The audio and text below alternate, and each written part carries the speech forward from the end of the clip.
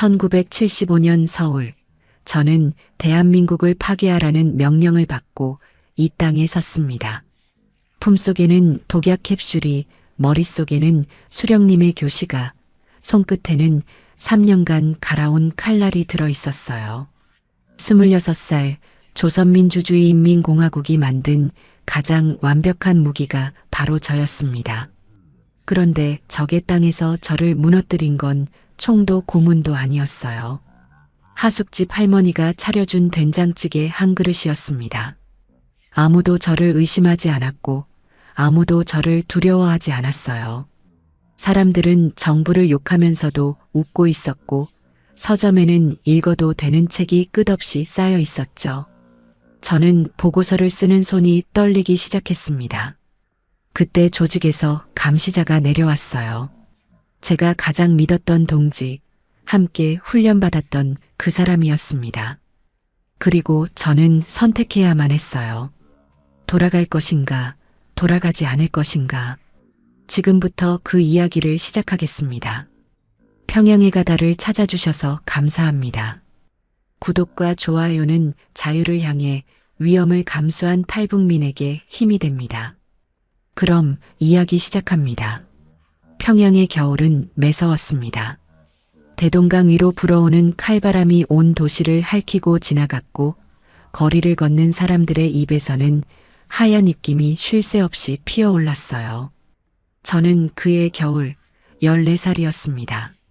매일 아침 어머니가 끓여주신 옥수수죽 한 그릇을 비우고 학교로 향하는 길, 저는 가슴에 붉은 넥타이를 메고 걸었죠.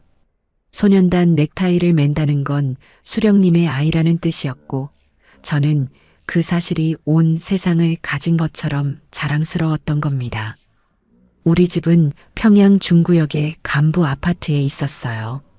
아버지는 조선인민군 대저였습니다. 한국 전쟁 때 낙동강 전선에서 세운 공로로 김일성 원수님께 직접 훈장을 받으신 분이었죠. 거실 벽에는 그 훈장이 걸려 있었습니다. 금빛 테두리가 둘러진 액자 안에 빛바랜 사진 한 장과 함께요. 사진 속 아버지는 25살쯤 되어 보였고 군복 차림으로 김일성 원수님 옆에 서서 경례를 하고 있었어요. 저는 그 사진을 볼 때마다 심장이 뜨거워지는 걸 느꼈습니다. 언젠가 나도 저 자리에 서겠다고, 아버지처럼 수령님께 충성을 바치는 군인이 되겠다고 매일 밤 다짐했던 거예요. 아버지는 말이 적은 분이었습니다. 집에 돌아오시면 군복을 벗고 조용히 책상 앞에 앉아 무언가를 쓰셨어요.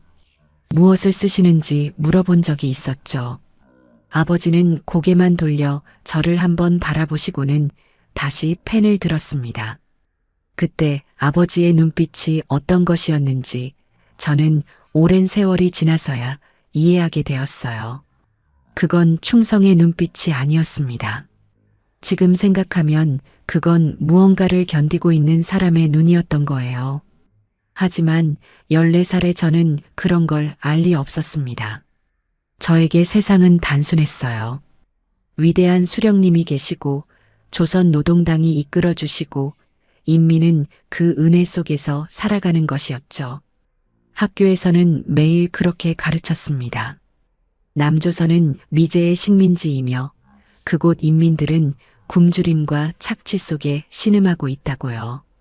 저는 그 말을 한치의 의심도 없이 믿었어요.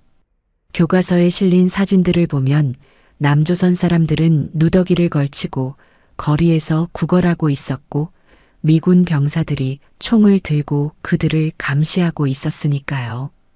그 사진들이 진짜인지 가짜인지 그때의 저는 의심할 줄 몰랐던 겁니다. 학교가 끝나면 저는 곧장 소년단 활동에 참여했습니다. 군사훈련이라고 불렀지만 사실은 목총을 들고 구호를 외치며 운동장을 뛰어다니는 것이었어요. 그래도 저는 진지했습니다. 혁명의 전사가 되기 위한 첫걸음이라고 믿었으니까요. 동급생들 중에는 대충하는 아이들도 있었지만 저는 달랐어요. 아버지의 아들이라는 자부심이 저를 누구보다 열심히 뛰게 만들었던 겁니다. 교관 선생님도 저를 특별히 눈여겨보셨죠. 최대자의 아들답다고 장래가 촉망된다고 하셨습니다. 그해 겨울 아버지가 갑자기 저를 대동강변으로 데려가신 적이 있었어요. 강은 이미 얼어붙어 있었고 바람은 얼굴을 베듯이 차가웠습니다. 아버지는 한참 동안 강 건너편을 바라보시다가 제게 물으셨어요. 진여가 충성이란 게 뭐라고 생각하느냐고요. 저는 주저없이 대답했습니다. 수령님을 위해 목숨을 바치는 것이라고요. 아버지는 아무 말씀 없이 고개를 끄덕이셨어요.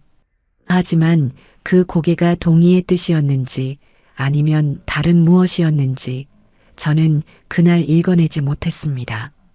집으로 돌아오는 길에 아버지가 제 어깨를 잡으셨어요. 큰 손이었습니다.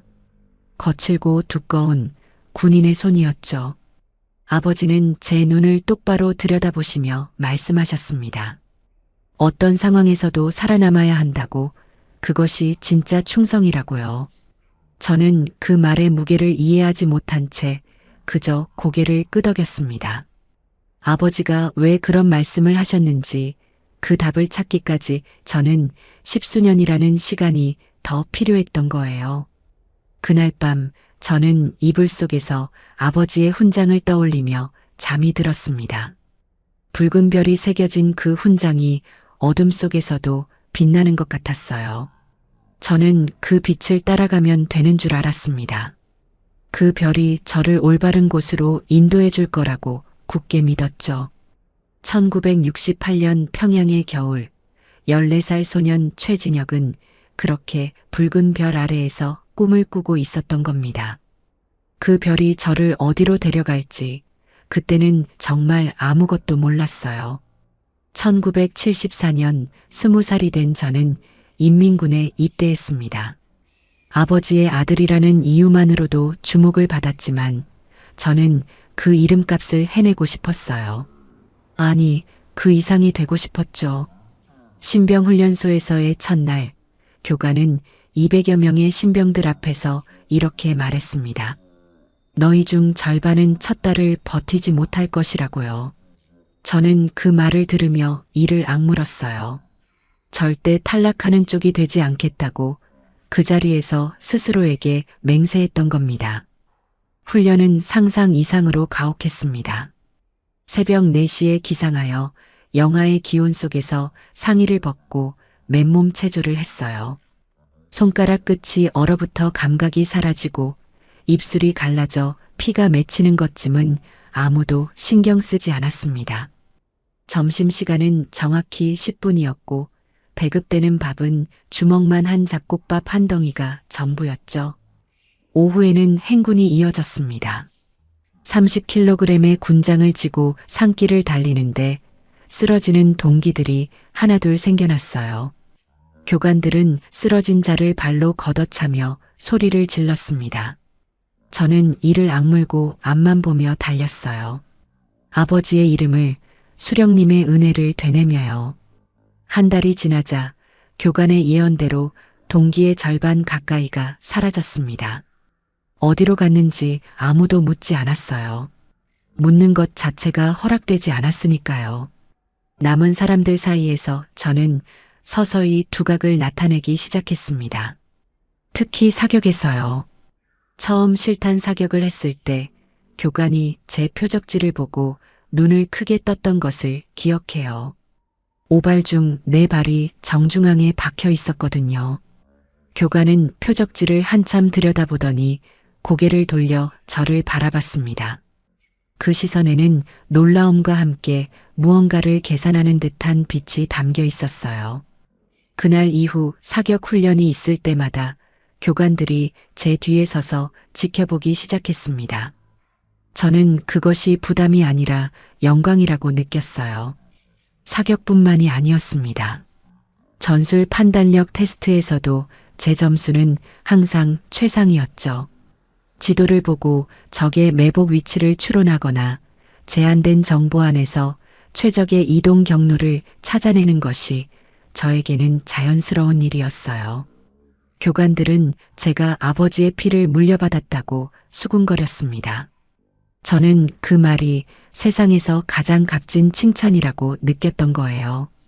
입대 6달째 갑자기 저에게 특수부대 전환 명령이 떨어졌습니다. 아무런 사전 통보도 없이 어느 날 아침 교관이 제 이름을 호명하더니 짐을 싸서 나오라고 했어요. 이유는 알려주지 않았습니다. 군대에서 이유를 묻는 것은 불복종과 같았으니까요. 저는 군장을 꾸리면서도 가슴이 두근거렸어요. 특수부대라는 단어가 주는 무게감 때문이었습니다. 동기들이 부러움과 두려움이 섞인 눈으로 저를 바라봤던 것이 기억나요. 그중 한 명이 작은 목소리로 말했습니다. 거기 가면 다른 세상이라고 조심하라고요. 특수부대 기지에 도착한 순간 공기가 달라졌음을 느꼈습니다. 일반 부대와는 차원이 다른 긴장감이 온 기지를 감싸고 있었어요. 병사들의 눈빛이 달랐고 걸음걸이가 달랐고 침묵의 무게가 달랐습니다. 이곳에서는 아무도 불필요한 말을 하지 않았어요. 저는 배치된 첫날부터 이전과는 완전히 다른 수준의 훈련에 투입되었습니다. 백병전, 폭파, 잠입, 탈출, 신문 대응까지요. 매일 밤 몸이 부서지는 것 같았지만 저는 단 한 번도 포기를 떠올리지 않았어요. 그리고 입대한 지 정확히 1년이 되던 날, 제 인생을 완전히 뒤바꿔 놓을 한 사람이 저를 찾아왔습니다. 그는 군복이 아닌 검은 인민복을 입고 있었고 어떤 계급장도 달고 있지 않았어요. 하지만 기지 사령관이 그 앞에서 허리를 굽히는 것을 보고 저는 이 사람이 보통 인물이 아님을 직감했습니다. 그가 저를 독대하자고 했을 때 사령관은 즉시 자신의 집무실을 비워주었어요. 그 남자는 의자에 앉아 저를 한참 동안 말없이 바라보더니 입을 열었습니다. 조국이 자네를 필요로 하고 있다고요. 그 한마디가 제 운명의 방향을 돌려놓았던 겁니다. 정찰총국이라는 이름을 처음 들은 것이 바로 그날이었어요. 정찰총국 산하비밀훈련소는 평양에서 차로 3시간 거리의 산속에 숨어 있었습니다. 지도에도 나오지 않는 곳이었어요. 트럭 짐칸에 실려 눈을 가린 채 도착했는데 눈가리개를 풀었을 때 제 앞에 나타난 것은 숲 한가운데 파묻힌 콘크리트 건물 몇 채뿐이었습니다. 간판도 없었고 국기도 걸려있지 않았어요. 마치 세상에서 지워진 장소 같았죠. 이곳에서 저는 최진혁이라는 이름을 버리고 다른 사람이 되는 법을 배우기 시작했던 겁니다. 훈련생은 저를 포함해 12명이었습니다. 서로의 본명을 부르는 것은 금지되었어요. 번호로만 불렸죠. 저는 7번이었습니다. 하지만 규칙을 어기고 몰래 이름을 알게 된 사람이 한 명 있었어요. 박성호, 저와 같은 날 입소한 22살의 청년이었습니다. 성호는 함경북도 청진 출신으로 아버지가 당 간부였다고 했어요. 저처럼 체제에 대한 절대적 충성심을 가슴에 품고 이곳에 온 사람이었죠. 우리는 자연스럽게 가까워졌습니다. 새벽 구보를 함께 뛰었고 식사 시간이면 나란히 앉아 밥을 먹었어요. 성호는 웃을 때 눈이 초승달처럼 휘어지는 사람이었습니다. 그 웃음이 이곳에서 제가 가진 유일한 온기였던 거예요. 훈련은 크게 3가지로 나뉘었습니다. 첫째는 남조선 사회 적응 교육이었어요. 나만의 언어를 배우는 것부터 시작했습니다. 같은 한국어라고 생각했지만 전혀 달랐어요. 억양이 달랐고 사용하는 단어가 달랐고 문장을 끝맺는 방식조차 차이가 있었습니다. 교관은 남조선 출신이라고 했지만 진이는 알 수 없었어요. 그는 서울 사투리를 완벽하게 구사했고 우리에게 그것을 똑같이 따라하라고 요구했습니다. 발음 하나 틀리면 앞에 나가 벽을 보고 3시간을 서야 했어요. 저는 혀가 굳은 것처럼 남한식 억양이 입에 붙지 않아 처음 2달을 고생했던 겁니다. 둘째는 신분 위장 훈련이었습니다. 가짜 이력서를 만들고 그 이력서에 적힌 인생을 내 것처럼 외우는 과정이었어요. 제게 주어진 가상 신분은 충청남도 천안 출신의 무역회사 직원 이정수였습니다. 부모님은 농사를 지으셨고 형이 1명 있으며 서울의 대학을 나와 종로의 작은 무역회사에 취직했다는 설정이었죠. 저는 이정수라는 사람의 인생을 마치 제 것인 양 달달 외웠습니다. 천안의 지리를 공부하고 그곳 사투리의 흔적을 섞는 법을 익히고 대학 시절에 가짜 추억까지 만들어냈어요. 교관은 불시에 질문을 던져 저를 시험했습니다. 대학 졸업 연도가 언제냐? 천안역에서 집까지 몇 분이냐? 형의 이름이 뭐냐? 한 번이라도 더듬거리면 처음부터 다시였어요. 셋째는 공작기술 훈련이었습니다. 암호 작성과 해독, 비밀통신 장비 사용법, 미행과 감시, 그리고 유사시의 탈출 및 자결 방법까지요. 네, 자결 방법도 배웠습니다. 적에게 잡힐 경우 입안에 넣어둔 독약 캡슐을 깨물라고 했어요. 캡슐 하나면 30초 안에 의식을 잃고 1분 안에 심장이 멈춘다고 했습니다. 교관은 그것을 마지막 충성이라고 불렀어요. 저는 그 작은 캡슐을 손바닥 위에 올려놓고 한참을 바라봤습니다. 이것이 조국이 내게 준 마지막 선물이 될 수도 있다는 생각에 등줄기가 서늘해졌지만 두렵지는 않았어요. 그때까지만 해도요. 성우와 저는 밤마다 숙소에서 나란히 누워 속삭이듯 이야기를 나눴습니다. 임무를 성공적으로 마치고 영웅이 되어 돌아오는 날을 꿈꾸곤 했어요. 성우는 임무가 끝나면 어머니에게 평양에서 가장 좋은 집을 마련해드리고 싶다고 했습니다. 저는 아버지 옆에 나란히 훈장을 걸고 싶다고 했죠. 우리는 서로의 꿈을 들으며 웃었어요. 그 웃음이 얼마나 순수했는지 지금 생각하면 가슴이 찢어지는 것 같습니다. 3년이라는 시간은 길고도 짧았어요. 입소했을 때 12명이었던 훈련생은 최종 단계에 이르렀을 때 8명으로 줄어 있었습니다. 탈락한 4명이 어디로 갔는지 우리는 알 수 없었어요. 다만 그들의 침대가 하루아침에 비어 있었고 그 자리에 아무것도 남아있지 않았다는 것만 알았죠. 교관은 그들에 대해 한마디도 하지 않았고 우리도 묻지 않았습니다.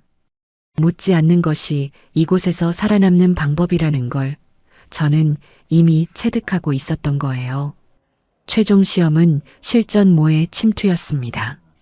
남한의 한 도시를 그대로 재현해 놓은 훈련장에서 3일 동안 위장 신분으로 생활하며 주어진 업무를 수행하는 것이었어요. 감시조가 24시간 우리를 지켜보고 있었고 단 한 번의 실수라도 하면 즉시 탈락이었습니다. 저는 이정수라는 이름으로 그 가짜 도시에 들어섰어요. 서울 억양으로 말하고 남한식으로 걷고 남한 사람처럼 웃었습니다. 3일 동안 단 한 번도 정체가 의심받지 않았어요. 임무였던 가상 군사시설에 도면 탈취도 완벽하게 수행했죠. 결과 발표 날 교관은 제 이름 대신 번호를 부르며 말했습니다. 최우수라고요. 저는 그 순간 가슴이 터질 것 같은 자부심을 느꼈던 겁니다. 하지만 그날 밤 모든 것이 달라졌어요. 시험에 탈락한 동기가 1명 있었습니다. 9번 24살의 마른 청년이었어요. 이름은 끝내 알지 못했습니다. 그저 9번이라고만 불렀죠. 그는 모의 침투 이틀째에 남한식 인사법을 실수했다가 감시조에 적발되었어요. 결과 발표가 끝나고 1시간도 지나지 않아 2명의 보위부원이 숙소로 들이닥쳤습니다. 그들은 9번의 침대로 곧장 걸어갔고 잠옷 차림의 그를 양쪽에서 팔을 잡고 끌어냈어요. 저는 제 침대에 누운 채 그 장면을 똑똑히 지켜봤습니다. 9번이 끌려가면서 소리를 질렀어요. 살려달라는 비명이 아니었습니다. 저는 잘못한 게 없다는, 다시 한번 기회를 달라는 외침이었어요. 그의 맨발이 콘크리트 바닥을 긁으며 끌려가는 소리가 복도 끝까지 울려 퍼졌습니다. 그리고 철문이 닫히는 둔탁한 소리와 함께 모든 것이 조용해졌어요. 숙소 안의 7명은 아무도 입을 열지 않았습니다. 눈을 감고 잠든 척하는 사람도 있었고, 천장을 바라보며 숨을 죽이는 사람도 있었어요. 성우는 제 옆 침대에서 이불을 꽉 움켜쥔 채 눈만 크게 뜨고 있었습니다. 저는 그날 밤 잠을 이루지 못했어요. 9번의 비명이 귀에서 떠나지 않았습니다. 남한식 인사법을 한번 틀렸을 뿐이에요. 고개를 숙이는 각도가 조금 달랐을 뿐이었죠. 그것 때문에 한 사람이 끌려갔고 그가 어디로 가는지 아무도 알 수 없었습니다. 관리소로 보내지는 것인지 아니면 더 끔찍한 곳인지요. 저는 이불 속에서 주먹을 쥐었어요. 이상한 감정이 가슴 한구석에서 꿈틀거리고 있었습니다. 그것이 무엇인지 정확히 이름 붙일 수는 없었지만 분명 이전에는 느껴본 적 없는 것이었어요. 지금 돌이켜보면 그것은 의심이었습니다. 아주 미세한, 그러나 한번 생겨나면 결코 사라지지 않는 종류의 균열이었던 거예요. 다음 날 아침 교관은 아무 일도 없었다는 듯 훈련을 계속했습니다. 9번의 침대는 이미 깨끗이 정리되어 있었어요. 시트가 새 것으로 교체되어 있었고 개인 물품은 흔적도 없이 치워져 있었습니다. 마치 처음부터 그 자리에 아무도 없었던 것처럼요. 교관은 우리를 모아놓고 말했습니다.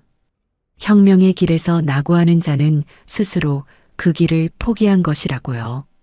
동정은 적에게 보내는 것이 아니라 수령님께 바치는 것이라고요. 나머지 7명은 일제히 고개를 끄덕였습니다. 저도 끄덕였어요. 하지만 제 고개가 끄덕여지는 동안에도 마음 한편에서는 무언가가 고개를 가로젓고 있었던 겁니다. 그 후로 며칠 동안 저는 평소와 다름없이 훈련에 임했습니다. 아니, 오히려 더 열심히 했어요. 마음속의 균열을 훈련의 강도로 덮어버리려 했던 거죠. 사격을 했고, 체력 단련을 했고, 나만의 최신 신문 기사를 분석하는 과제를 수행했습니다. 하지만 밤이 되면 어김없이 9번의 비명이 떠올랐어요. 콘크리트 바닥을 긁던 맨발의 소리가요. 성호에게 이 이야기를 할까 몇 번이나 망설였지만 결국 입을 열지 못했습니다. 이곳에서 의심을 입 밖에 내는 것이 얼마나 위험한 일인지 9번의 사례가 너무나 선명하게 보여주고 있었으니까요. 어느 날 밤 성호가 먼저 말을 걸어왔어요. 잠이 안 오냐고, 무슨 생각을 하고 있냐고요. 저는 아무것도 아니라고 대답했습니다. 성호는 한참 동안 침묵하다가 작은 목소리로 말했어요. 자기도 잠이 안 온다고, 요즘 자꾸 이상한 꿈을 꾼다고요. 무슨 꿈이냐고 물었더니 성호는 대답하지 않았습니다. 그저 이불을 끌어올리며 벽 쪽으로 몸을 돌렸어요. 저는 성호의 등을 바라보며 생각했습니다. 이 친구도 같은 것을 느끼고 있는 건지 아니면 완전히 다른 무언가에 시달리고 있는 건지요. 우리 사이에 놓인 침묵이 동지애였는지 공포였는지 그때는 구분할 수 없었어요. 최종 시험이 끝나고 일주일 뒤 교관이 전원을 소집했습니다. 합격자 7명 전원에게 임무가 배정될 것이라는 통보였어요. 구체적인 시기와 지역은 개별 통보된다고 했습니다. 교관의 말이 끝나자 훈련생들 사이에서 긴장감이 전류처럼 흘렀어요. 3년간 준비해온 순간이 드디어 눈앞에 다가온 것이었습니다. 저는 가슴이 뛰는 것을 느꼈어요. 흥분이었는지 두려움이었는지 아마 둘 다였을 겁니다. 그리고 그 두 감정 사이 어딘가에 9번의 비명이 여전히 메아리치고 있었죠. 저는 그 소리를 애써 눌러 담으며 경례를 했습니다. 조국을 위하여 라고 외치면서요. 그 구호가 제 입에서 나오는 동안 혀끝이 미세하게 떨리고 있었다는 것을 저만이 알고 있었던 거예요. 1975년 봄 드디어 난파 명령이 떨어졌습니다. 교관이 저를 독대실로 불렀을 때 저는 이미 예감하고 있었어요.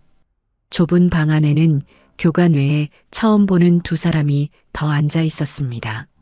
한 사람은 정찰 총국 간부였고 다른 한 사람은 끝내 소속을 밝히지 않았어요. 그들은 테이블 위에 서류 봉투 하나를 놓았습니다. 안에는 대한민국 주민등록증, 운전면허증, 대학 졸업증명서, 이력서가 들어 있었어요. 모두 이정수라는 이름으로 발급된 것이었죠. 위조 수준이 얼마나 정교했는지 저조차도 진짜와 구별할 수 없었습니다. 그 다음으로 건네받은 것은 작은 금속 케이스였어요. 열어보니 안에 투명한 캡슐 하나가 솜에 쌓여 들어 있었습니다. 독약 캡슐이었죠. 훈련 때 수없이 보고 만져봤지만 실제로 제 것으로 지급받는 순간의 무게는 전혀 달랐어요. 교관이 말했습니다. 이것은 최후의 수단이며 적에게 생포될 경우 반드시 사용해야 한다고요. 저는 캡슐을 손바닥 위에 올려놓고 바라봤습니다. 이 작은 유리알 하나에 제 목숨이 담겨 있었어요. 조국이 저에게 준 마지막 명령이 이 안에 들어 있었던 겁니다. 임무 브리핑은 2시간 넘게 이어졌습니다. 침투 경로는 서해 해상 루트였고 상륙 지점은 충청남도 해안의 한 어촌이었어요. 상륙 후 서울까지의 이동 경로, 정착할 하숙집의 위치, 취직할 무역회사의 정보까지 모든 것이 이미 준비되어 있었습니다. 제가 할 일은 이정수라는 사람이 되어 서울에 자연스럽게 녹아든 뒤 군사시설 정보를 수집하여 암호화된 보고서로 북에 전송하는 것이었어요. 교관은 마지막으로 이렇게 말했습니다. 자네는 조선민주주의인민공화국이 만든 가장 정밀한 무기라고요. 자네가 실패하면 조국이 실패하는 것이라고요. 저는 가슴에 손을 얹고 맹세했습니다. 목숨을 바쳐 임무를 완수하겠다고요. 브리핑이 끝나고 숙소로 돌아왔을 때 성우가 복도에서 기다리고 있었어요. 그의 표정을 보는 순간 저는 알 수 있었습니다. 성우도 같은 통보를 받은 것이었죠. 우리는 아무 말 없이 서로를 바라봤어요. 눈빛만으로도 충분했습니다. 성우가 먼저 손을 내밀었어요. 저는 그 손을 잡았습니다. 차가운 손이었지만 그 악수에는 말로 다 할 수 없는 것들이 담겨 있었어요. 살아서 다시 만나자는 약속, 영웅이 되어 돌아오자는 다짐, 그리고 서로에 대한 깊은 신뢰가요. 저는 그때 성우의 눈에 비친 감정이 전부 진심이라고 믿었습니다. 의심할 이유가 없었으니까요. 출발은 이틀 뒤였습니다. 그 전에 저에게 허락된 시간은 단 하루 가족에게 마지막 인사를 할 수 있는 시간이었어요. 물론 임무에 대해서는 단 한마디도 할 수 없었습니다. 그저 군 복무가 연장되어 당분간 연락이 어려울 수 있다는 정도만 말하라고 지시받았죠. 저는 호위원 한 명과 함께 평양으로 향했습니다. 차 안에서 창밖을 바라보며 생각했어요. 이 풍경을 다시 볼 수 있을까? 이 땅을 다시 밟을 수 있을까 하고요.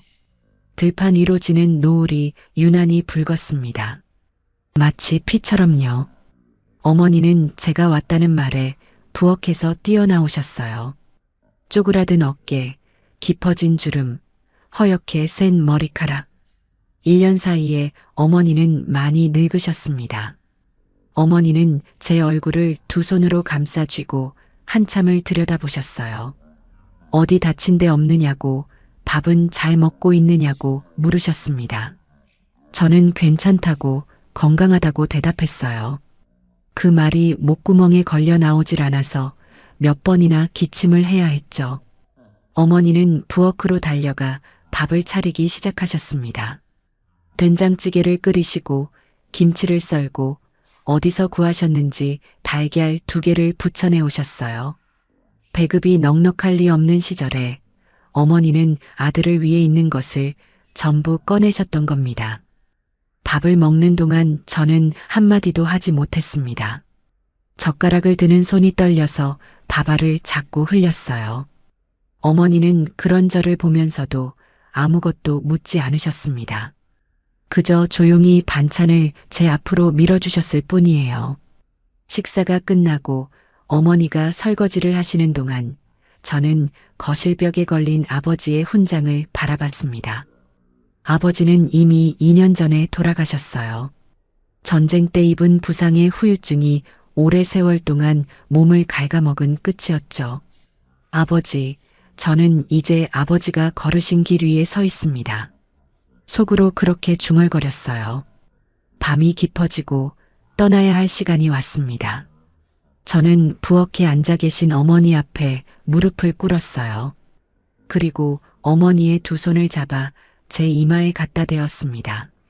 손이 차가웠어요. 뼈마디가 굵어진 거친 손이었습니다. 한평생 노동과 가난 속에서 살아온 손이었죠. 저는 그 손의 온기를 기억하려고 한 올 한 올 새기려고 눈을 꼭 감았습니다. 어머니가 제 머리를 쓰다듬으며 말씀하셨어요. 몸성이 돌아와야 한다고요. 꼭이라고요. 저는 네 하고 대답했습니다. 그 한마디가 제 인생에서 가장 무거운 거짓말이 될 줄은 그때 정말 몰랐던 거예요. 문을 나서며 뒤를 돌아보지 않으려고 했지만 결국 한번 돌아봤습니다. 어머니가 문틈 사이로 저를 바라보고 계셨어요. 그 얼굴이 지금도 눈에 선합니다. 40년이 넘는 세월이 흘렀지만 그 밤의 어머니 얼굴만큼은 단 하루도 잊은 적이 없었어요. 1975년 여름 저는 서해의 어둠 속을 뚫고 남한 땅에 발을 디뎠습니다. 충청남도 해안의 작은 어촌이었어요. 고무보트에서 내려 젖은 모래를 밟는 순간 다리가 후들거렸습니다. 파도 소리 외에는 아무 소리도 들리지 않았어요. 미리 준비된 민간인 복장으로 갈아입고 잠수복과 장비를 모래 속에 묻었습니다. 주머니 안에는 이정수의 주민등록증, 무역회사 재직증명서, 그리고 안쪽 주머니 깊숙이 독약 캡슐이 들어 있었어요. 해안도로를 따라 걸으며 미리 외워둔 경로대로 움직였습니다. 새벽 첫 차를 타기 위해 가장 가까운 시외버스 정류장으로 향했죠. 3년간의 훈련이 제 몸을 자동으로 움직이게 했어요. 머리는 차가웠고 심장은 뜨거웠습니다. 버스에 올라탄 순간부터 모든 것이 시험이었습니다. 옆자리에 앉은 노인이 어디 가느냐고 물었어요. 서울에 있는 회사로 출근한다고 지방 출장을 마치고 돌아가는 길이라고 대답했습니다. 남한식 억양이 자연스럽게 나왔어요. 3년간 혀가 닳도록 연습한 보람이 있었던 거죠. 노인은 고개를 끄덕이며 더 이상 묻지 않았습니다.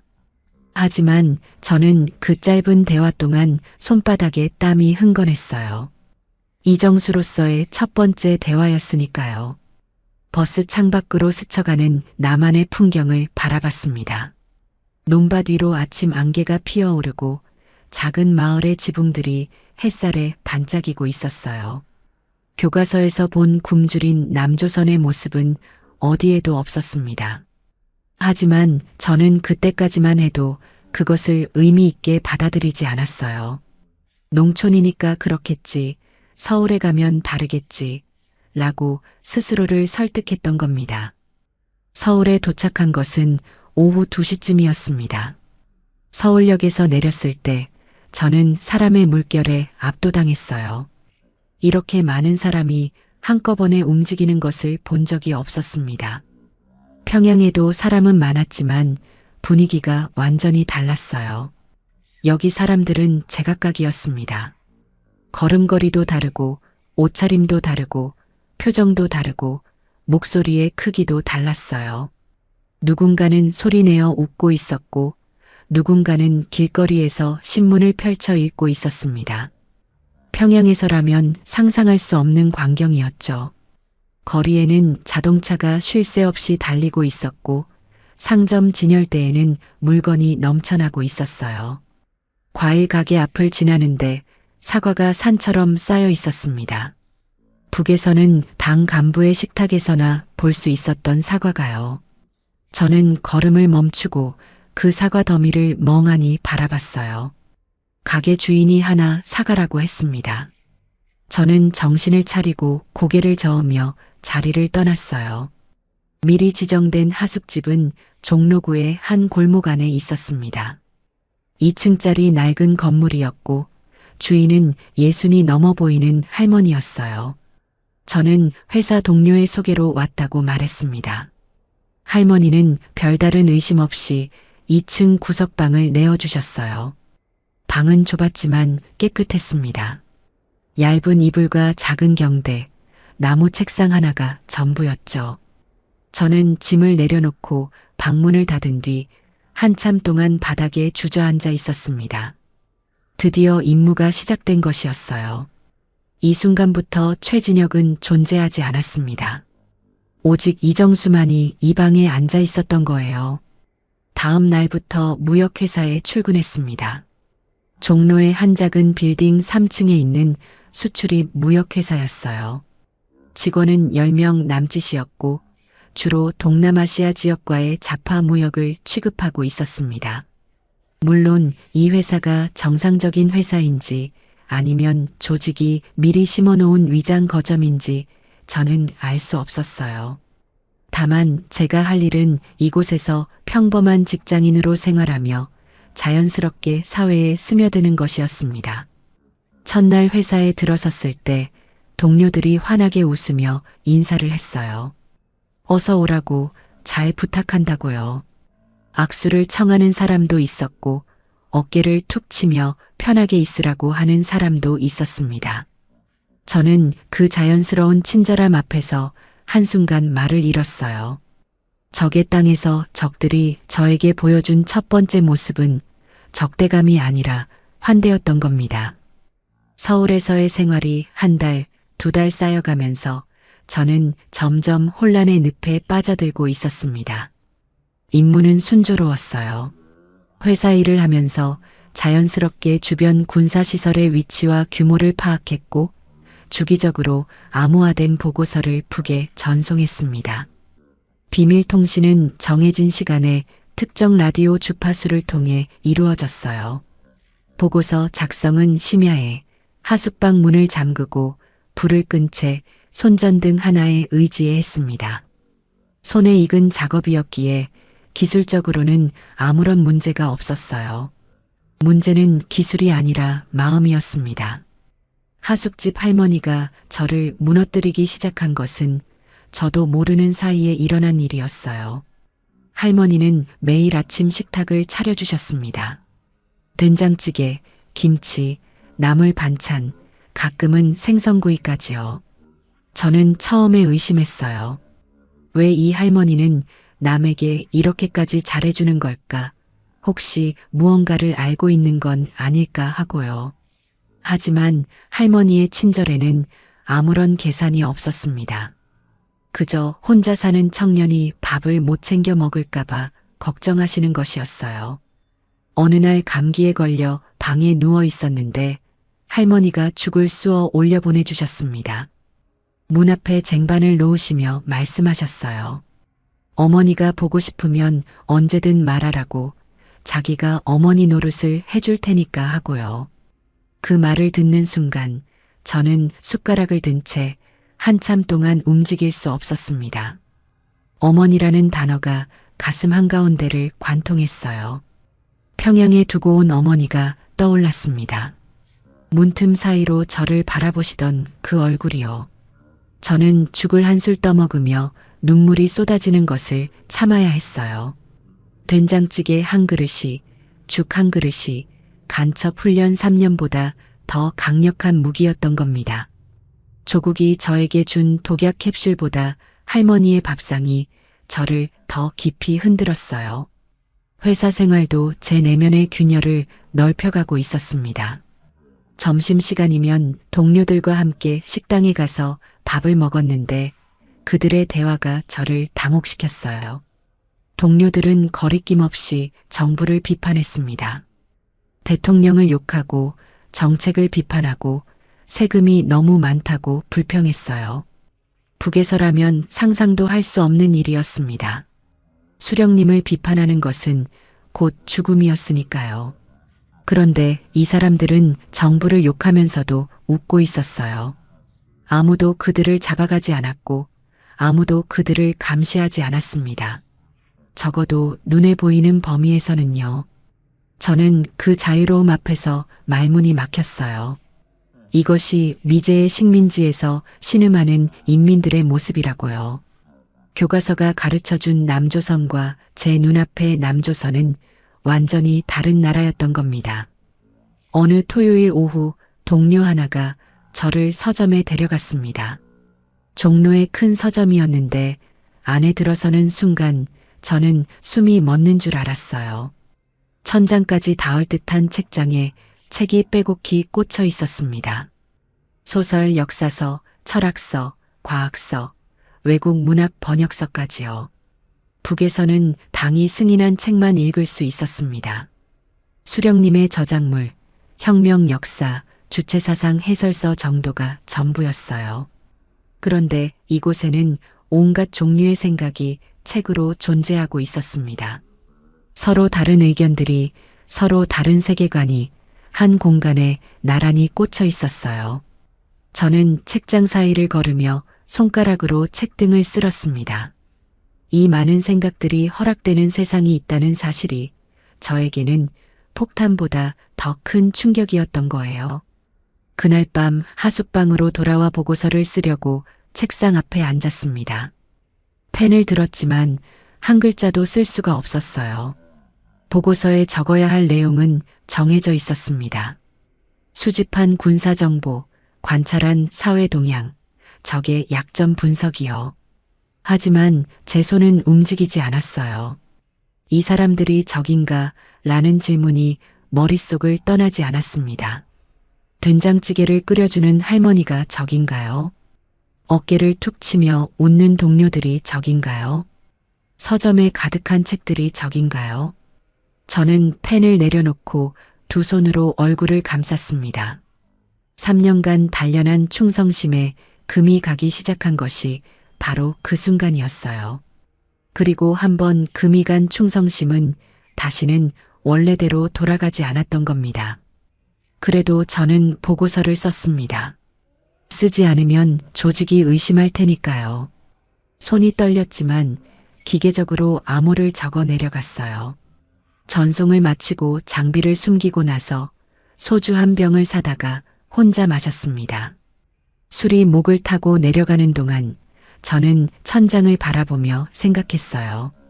내가 지금 무엇을 하고 있는 건지, 이 보고서가 누구를 해치게 되는 건지, 그리고 내가 지키려는 조국이라는 것이 정말 지킬 만한 가치가 있는 것인지요.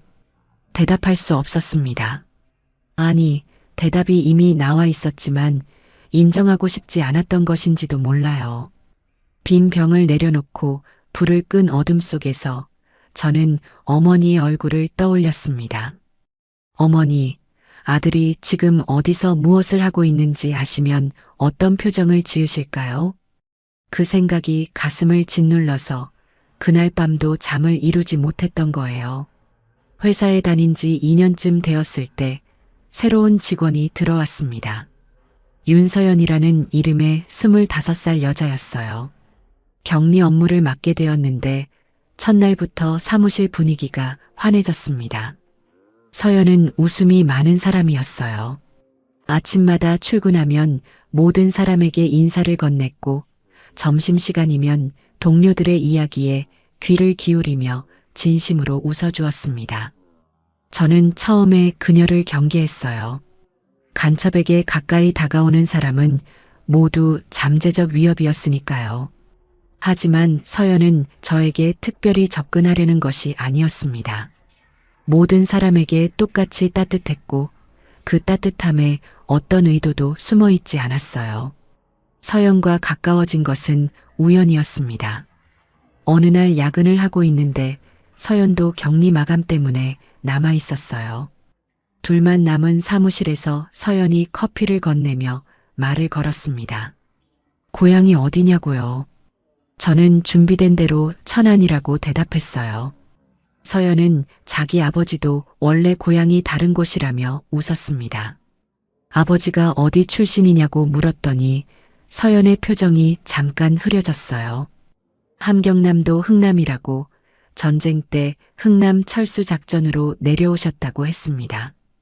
저는 그 순간 커피잔을 든 손이 굳어지는 것을 느꼈어요. 흥남이라면 북이었습니다. 서연의 아버지는 실향민이었던 거예요. 그날 이후로 서연은 종종 아버지 이야기를 들려주었습니다. 서연의 아버지 윤 씨는 17살에 흥남부두에서 배를 탔다고 했어요. 중공군이 밀려 내려오는 와중에 미군 수송선에 매달리듯 올라탔다고요. 부모님과 형, 누나는 부두까지 오지 못했습니다. 어린 윤 씨 혼자만 배에 탔고 배가 출발하는 순간 부두에서 어머니가 이름을 부르며 달려오는 모습을 봤다고 했어요. 하지만 배는 이미 떠나고 있었고 어머니의 목소리는 파도 소리에 묻혀 사라졌다고 합니다. 서연은 그 이야기를 할 때마다 눈시울이 붉어졌어요. 아버지가 평생 그 장면을 잊지 못하셨다고 매년 추석이면 북쪽을 향해 절을 올리시며 우셨다고요. 저는 그 이야기를 들으며 가슴이 찢어지는 것 같았습니다. 윤 씨가 부두에서 어머니를 놓친 것처럼 저도 평양에서 어머니를 두고 떠나왔으니까요. 상황은 달랐지만 그 아픔의 본질은 같았어요. 고향을 잃은 사람의 고통, 가족과 헤어진 사람의 슬픔, 그것은 남쪽이든 북쪽이든 똑같은 것이었습니다. 저는 서연의 이야기를 들으면서 깨닫기 시작했어요. 이 전쟁이, 이 분단이 만들어낸 것은 승리도 해방도 아니라 끝없는 이별이었다는 것을요. 서연과 함께 보내는 시간이 늘어갔습니다. 퇴근 후에 같이 걷거나 주말에 함께 영화를 보거나 가끔은 서연이 아버지의 이야기를 더 들려주기도 했어요. 저는 서연에게 점점 마음을 열고 있었습니다. 아니, 정확히 말하면 이정수라는 가면 뒤에 숨은 최진혁이라는 사람이 서연에게 반응하고 있었던 거예요. 서연이 웃을 때면 가슴이 따뜻해졌고 서연이 슬퍼할 때면 함께 아팠습니다. 하지만 그 감정이 깊어질수록 저는 더 큰 고통에 빠져들었어요. 서연이 알고 있는 이정수는 존재하지 않는 사람이었으니까요. 제가 보여주는 모든 것이 거짓이었고 제가 하는 모든 말이 위장이었습니다. 서연의 진심에 거짓으로 응답하고 있는 자신이 한없이 비열하게 느껴졌어요. 그러던 어느 날 서연이 저를 집으로 초대했습니다. 아버지가 한번 보고 싶어 하신다고요. 저는 망설였지만 거절할 수 없었어요. 서연의 집에 들어섰을 때 거실에 앉아 계신 윤 씨의 얼굴을 보는 순간 발이 얼어붙었습니다. 60이 넘은 노인이었지만 눈빛은 여전히 날카로웠어요. 실향민 특유의 억양이 섞인 말투로 저에게 이것저것 물으셨습니다.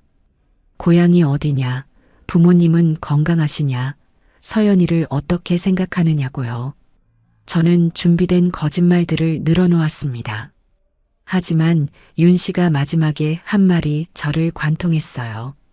이정수 씨, 고향이란 게 있다는 건 행복한 거야. 나처럼 돌아갈 수 없는 사람도 있으니까 라고 하셨습니다. 저는 고개를 숙인 채 아무 대답도 하지 못했어요. 돌아갈 수 있는데 돌아가지 못하는 사람과 돌아가고 싶어도 돌아갈 수 없는 사람이 한 식탁에 마주 앉아 있었던 겁니다. 그날 밤 하숙방으로 돌아오는 길에 하늘을 올려다봤습니다. 별이 보였어요. 같은 별이 평양에서도 보이겠지 라는 생각이 스쳤습니다. 어머니도 지금 이 별을 보고 계실까요? 서연의 아버지도 같은 별을 보며 흥남의 어머니를 떠올리고 계실까요? 저는 골목 한 구석에 서서 한참 동안 하늘을 바라봤어요. 그리고 바로 그때 주머니 안의 통신 장비가 진동했습니다. 북에서 새로운 지령이 내려온 것이었어요. 별을 바라보던 눈을 내리깔며 장비를 꺼냈습니다. 암호를 해독하는 동안 손가락이 차갑게 떨리고 있었어요. 새 임무의 내용을 확인한 순간 저는 다리에 힘이 풀려 그 자리에 주저앉을 뻔했습니다. 새로운 임무는 이전과는 차원이 달랐습니다. 핵심 군사기밀의 탈취였어요. 구체적으로는 서울 인근 특정 군사기지의 방어체계 도면과 병력 배치 현황을 확보하라는 것이었습니다. 이것은 단순한 정보 수집이 아니었어요. 이 정보가 북으로 넘어가면 전쟁이 날 경우 수천, 수만 명의 목숨에 직접적인 영향을 미칠 수 있는 것이었습니다. 저는 암호문을 해독하고 나서 한참 동안 벽을 바라봤어요. 지금까지 보내온 보고서들은 대부분 일반적인 사회 동향이나 시설 외관 정보 수준이었습니다.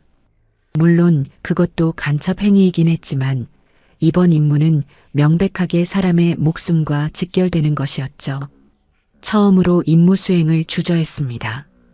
책상 서랍을 열어 독약 캡슐을 꺼내 바라봤어요. 이 캡슐을 깨물면 모든 것이 끝나겠지 라는 생각이 스쳤습니다. 하지만 그건 해결이 아니었어요.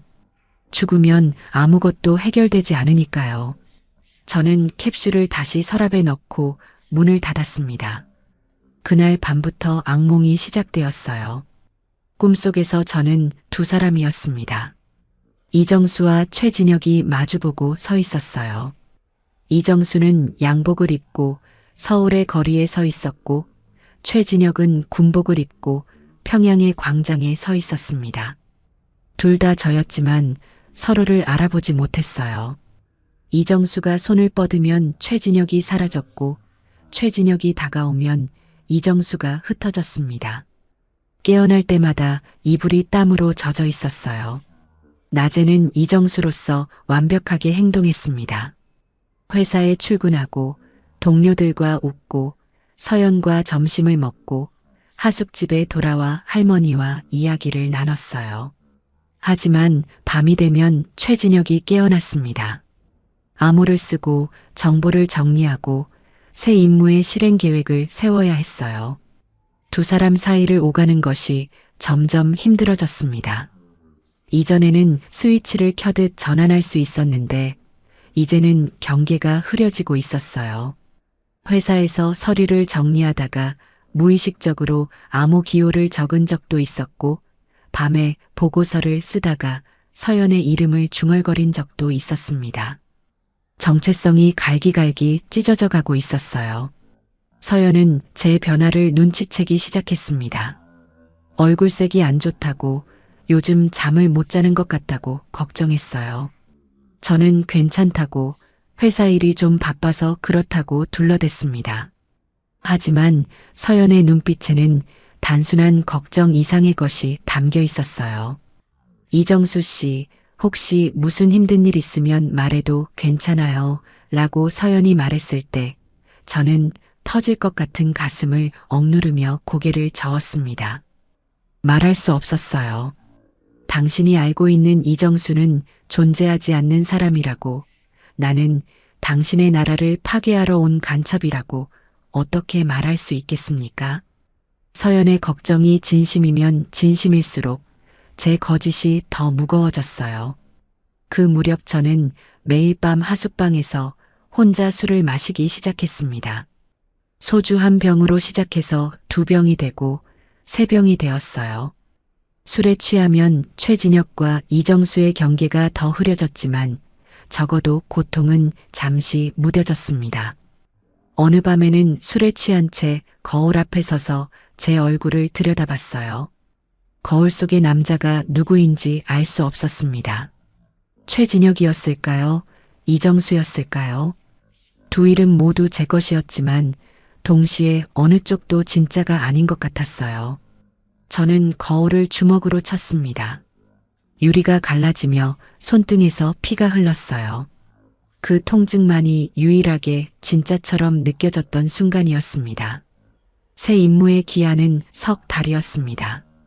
석 달 안에 군사기밀을 확보하여 전송하라는 것이었어요. 시간이 흘러가고 있었지만 저는 아무런 행동도 취하지 못하고 있었습니다. 기밀을 탈취하는 방법을 세우지도 않았고 접근 경로를 조사하지도 않았어요. 기한이 지나면 조직이 어떻게 나올지 뻔했습니다.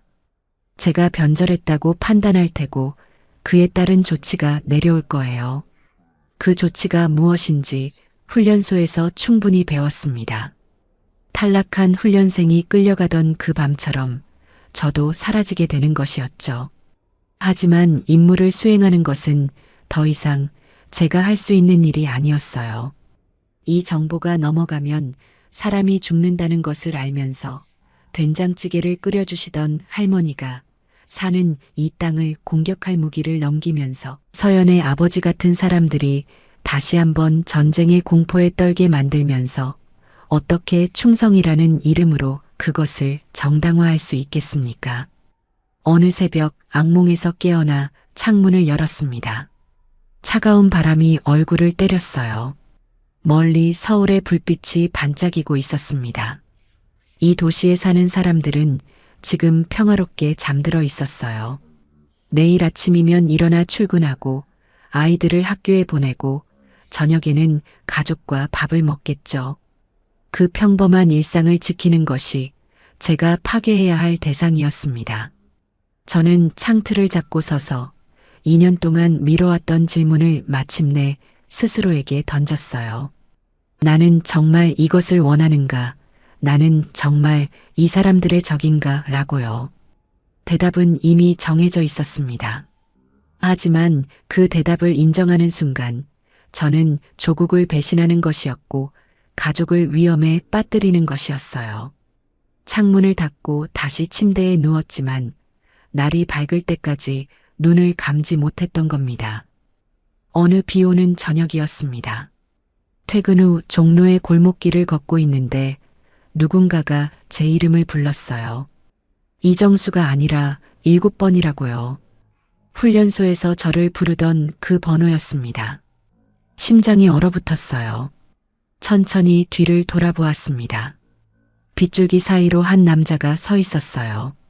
가로등 불빛 아래 드러난 그 얼굴을 보는 순간 저는 숨이 멎는 줄 알았습니다. 박성호였어요. 훈련소에서 3년을 함께 보낸 제가 이 세상에서 가장 신뢰했던 동지 박성호가 서울의 빗속에 서 있었던 겁니다. 성호의 얼굴은 3년 전과 달라져 있었어요. 볼이 움푹 패여 있었고 눈 아래에 짙은 그림자가 드리워져 있었습니다. 하지만 눈빛은 여전히 날카로웠어요. 아니, 이전보다 더 차가워져 있었습니다. 성호가 입을 열었어요. 조직이 자네를 의심하고 있다고 직접 확인하러 왔다고요. 저는 그 말의 무게를 즉시 이해했습니다. 성호는 동지가 아니었어요. 감시자였습니다. 조직이 제 충성심을 의심하여 보낸 밀사였던 거예요. 3년간 나란히 누워 꿈을 나누던 그 사람이, 제가 살아서 돌아오자는 약속을 나눈 그 사람이 저를 감시하기 위해 파견된 것이었습니다. 좁은 골목에서 우리는 빗속에 마주 선 채 한참 동안 말이 없었어요. 비가 양복을 적시고 머리카락을 타고 얼굴로 흘러내렸지만 어느 쪽도 비를 피하려 하지 않았습니다. 성우가 먼저 다시 입을 열었어요. 새 임무를 수행하지 않고 있다는 것을 안다고, 기한이 한 달밖에 남지 않았다고, 지금이라도 임무를 완수하면 조직의 변절 의혹을 해명할 수 있다고요. 그 말투는 경고이면서 동시에 간청이었습니다. 성우의 목소리에는 차가움 뒤에 무언가 다른 것이 섞여 있었어요. 그것이 동정인지 두려움인지 빗소리에 묻혀 정확히 분간할 수 없었습니다. 저는 성우에게 물었습니다. 처음부터 그랬느냐고, 훈련소에서부터 나를 감시하는 것이 임무였느냐고요. 성우는 대답하지 않았어요. 다만 시선을 잠깐 피한 것이 대답이었습니다. 저는 그 순간 모든 것이 무너지는 것을 느꼈어요. 3년간의 우정이, 밤마다 나눈 속삭임이, 살아서 돌아오자던 약속이 전부 감시의 일환이었을 수 있다는 사실이 저를 짓눌렀습니다. 물론 성우 개인의 감정이 전부 거짓이었다고 단정할 수는 없었어요. 어쩌면 성우도 진심으로 저를 동지라 여겼을지 모릅니다. 하지만 그가 여기 서 있는 이유는 우정이 아니라 명령이었어요. 그것만은 분명했습니다. 성우가 한 가지를 더 말했어요. 자네가 임무를 포기하면 자네만 끝나는 게 아니라고, 평양에 있는 가족도 무사하지 못할 거라고요. 그 말이 비수처럼 가슴에 꽂혔습니다. 어머니의 얼굴이 번개처럼 스쳤어요. 문틈 사이로 저를 바라보시던 그 눈, 몸성이 돌아오라고 하시던 그 목소리가요. 저는 입술을 깨물었습니다. 피가 나는 것도 몰랐어요. 성우는 더 이상 말하지 않았습니다. 주머니에서 작은 쪽지 하나를 꺼내 제 손에 쥐어주었어요. 다음 연락 장소와 시간이 적혀 있었습니다. 그리고 성우는 골목 깊숙이 걸어 들어가 어둠 속으로 사라졌어요. 혼자 남겨진 골목에서 저는 한참 동안 서 있었습니다. 비가 온몸을 적시고 있었지만 추운지 따뜻한지 느낄 수 없었어요. 손에 쥔 쪽지가 비에 젖어 글씨가 번지고 있었습니다. 저는 그 쪽지를 주머니에 넣고 걸음을 옮겼어요. 하숙집으로 돌아가는 길이 그날따라 유난히 멀게 느껴졌습니다. 골목마다 그림자가 움직이는 것 같았고 뒤에서 발소리가 따라오는 것 같았어요. 성우가 아니더라도 다른 감시자가 있을 수 있었습니다. 조직은 한 명만 보내지 않으니까요. 하숙집 문을 열고 들어섰을 때 할머니가 어머나 비에 다 젖었구나 하시며 수건을 건네주셨어요. 저는 수건으로 얼굴을 닦으며 빗물인지 눈물인지 모를 것을 훔쳤습니다. 방에 들어가 문을 닫고 젖은 옷을 벗은 뒤 벽에 등을 기대고 바닥에 주저앉았어요. 이제 시간이 없었습니다. 임무를 수행하느냐, 자수를 하느냐, 도주를 하느냐. 세 가지 선택지뿐이었어요. 임무를 수행하면 사람이 죽습니다. 자수를 하면 조국을 배신하는 것이고 가족이 위험해집니다. 도주를 하면 남에서도 북에서도 쫓기는 신세가 되는 거예요. 어느 쪽을 택해도 누군가가 다치게 되어 있었습니다. 저는 두 손으로 머리를 감싸 쥐고 소리 없이 울었어요. 20대 후반의 남자가, 조국이 만든 가장 완벽한 무기라던 그 남자가 좁은 하숙방 바닥에 쪼그려 앉아 어린아이처럼 울고 있었던 겁니다. 그리고 그 울음 끝에 어렴풋하게 하나의 결심이 떠오르기 시작했어요. 성우와 재회한 뒤 저는 일주일 동안 잠을 거의 자지 못했습니다. 낮에는 회사에서 이정수의 가면을 쓰고 버텼고 밤에는 하숙방에서 천장을 바라보며 뒤척였어요. 성우가 건넨 쪽지에 적힌 날짜가 다가오고 있었습니다. 사흘 뒤 남산 아래의 한 찻집에서 만나자는 것이었어요.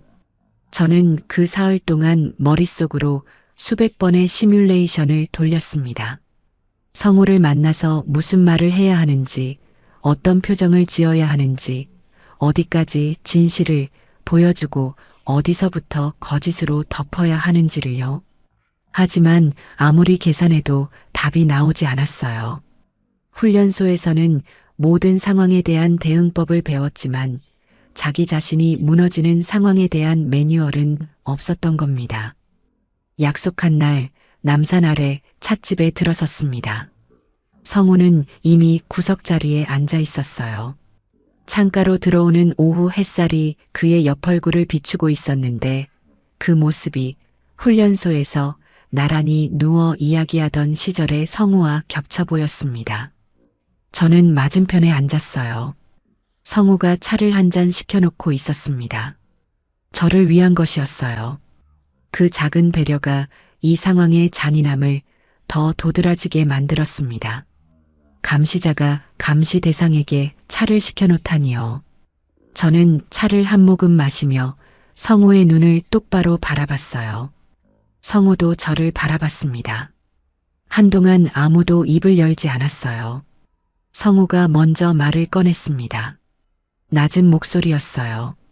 조직의 인내가 한계에 달했다고 기한 내에 임무를 완수하지 않으면 자네를 회수하라는 명령이 내려올 거라고요. 회수라는 단어의 의미를 저는 정확히 알고 있었습니다. 제거한다는 뜻이었어요. 성우는 거기서 멈추지 않았습니다.